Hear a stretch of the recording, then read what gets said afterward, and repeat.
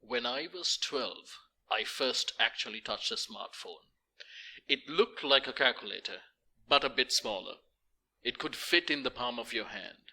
The person who showed it to me showed me its camera, its dictionary, and how it could connect to a computer.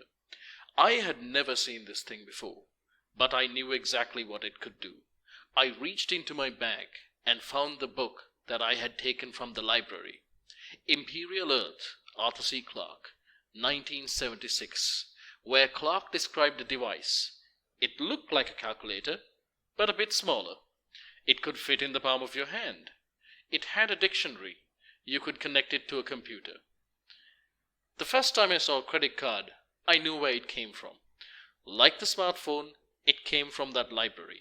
From 1887, Edward Bellamy writing of a future society where nobody uses cash anymore. And the more I read and explored the world, the more I realized a lot of things in this world had actually been imagined before. Rockets, moon landings, submarines, Jules Verne, video calling, Skype, Google Hangouts, Zoom, Hugo Gernsback, the word cyberspace, William Gibson, Kindles, Douglas Adams in The Hitchhiker's Guide to the Galaxy. And when I look out at the world I inhabit, of misinformation, of sophisticated micro-targeted political propaganda, of scoring and systems that reduce us to variables of risk and redemption, at the rising fears of artificial intelligence, I think of Orwell and Zamyatin and of Mary Shelley and her hideous progeny.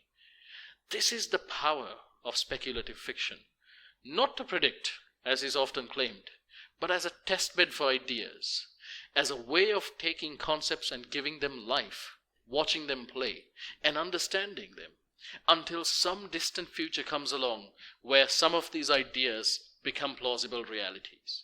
As a writer, as a creative, and as a person who spends most of his life at the intersection of technology and politics, I want to use this power. As the vast and complex social systems we have set in place today start to look increasingly fragile, exploitative, and anti-human, I want to help imagine different ways of doing things, ways of organizing ourselves, to test ideas found in books and the scribblings of economists and philosophers, to see how they might work out. A simulation, if you will, a shared world of narrative that we can all explore in.